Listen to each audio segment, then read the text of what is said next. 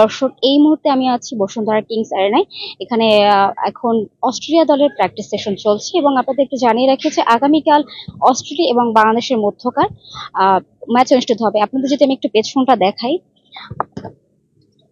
Australia দল কিন্তু এখানে প্র্যাকটিস করছে এবং এর আগে বাংলাদেশ দল তাদের যে অনুশীলন ম্যাচ, সেই অনুশীলন কিন্তু করেছে। এরপরে তারা দুই দলে আসলে এসেছিল সংবাদ সম্মেলনে এবং সেখানে অস্ট্রেলিয়া দল তাদের প্রত্যাশার কথা এবং বাংলাদেশ দল তাদের প্রত্যাশার কথা বলেছে। এবং বাংলাদেশ দলের যিনি অধিনায়ক জামাল ভুঁইয়া, তিনি হোম অ্যাডভান্টেজ নেওয়ার কথা বলেছেন যে কিংস অ্যারেনায় এর আগে যে ম্যাচগুলো ছিল সেখানে বাংলাদেশ যথেষ্ট ভালো খেলেছে। যদিও বাংলাদেশের দুর্ভাগ্য যে শেষ মুহূর্তে আসলে গোল হজম তাদের করতে হয়েছে, সেই ভুল কাটিয়ে তারা আসলে সামনের ম্যাচগুলো ভালো করতেছে। এবং জামাল ভুঁইয়াকে যখন সংবাদ সম্মেলনে জিজ্ঞেস করা হলো শেষ মুহূর্তে তাদের যে গোল হজমের ব্যাপারটা, সেখানে আসলে জামাল ভুঁইয়ার জন্য একটু বিষয়টা টাফ হয়ে যায় এই প্রশ্নের উত্তর দেওয়া।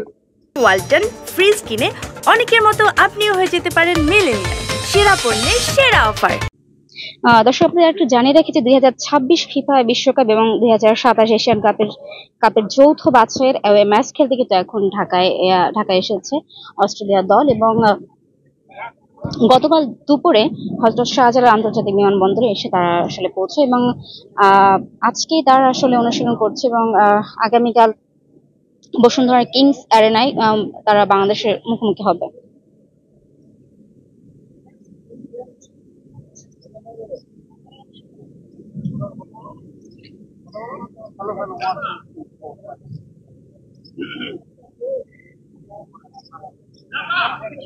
দর্শক, আপনাদের যদি আমি একটু বলি বাংলাদেশ এবং অস্ট্রেলিয়ার র্যাঙ্কিং এর কথা, সেখানে ফিফা র্যাঙ্কিং এ তারা কিন্তু অস্ট্রেলিয়া দল আছে 24তম অবস্থানে এবং বাংলাদেশের অবস্থান 184। তার বলা যায় 160 ধাপ পিছিয়ে আছে কিন্তু বাংলাদেশ। সেক্ষেত্রে বাংলাদেশের জন্য আসলে জয়ের প্রত্যাশা করা একটু বাড়াবাড়ি বইকি। তবে তারপরেও বাংলাদেশ আসলে যেহেতু হোম ভেন্যুতে বেশ ভালো করছে, এর আগেও বেশ ভালো ফলাফল করেছে এবং তারা এর আগে যে ফিলিস্তিনের ম্যাচ, সেখানেও বাংলাদেশ যথেষ্ট দাপট দেখিয়েছে এবং ফিলিস্তিনের বিপক্ষে শেষ পর্যন্ত আসলে তারা লড়াই করেছে। কিন্তু যেটা বললাম যে এর আগে যে বাংলাদেশের দুর্ভাগ্য যে শেষ মুহূর্তে তাদেরকে গোল হজম করতে হয় এবং এর ফিলিস্তিনের বিপক্ষে কিন্তু তাদের সেই একই অবস্থা হয়েছিল, শেষ মুহূর্তে গোল হজম করে আসলে বাংলাদেশকে হেরে মাঠ ছাড়তে হয়।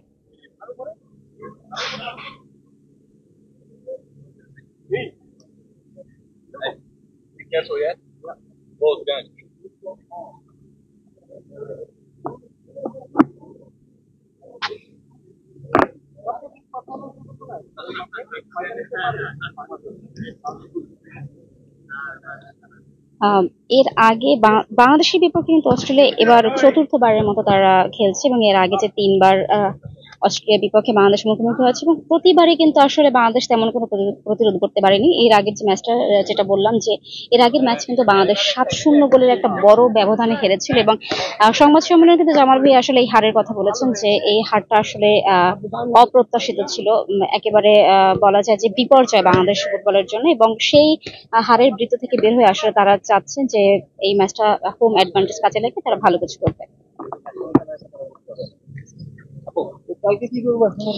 দর্শক, এই ছিল বসুন্ধরা কিংস অ্যারেনা থেকে সর্বশেষ এতক্ষণ আপনাদের সাথে ছিলাম আমি ফারজানা ববি। মানবজনের সাথে থাকার জন্য ধন্যবাদ।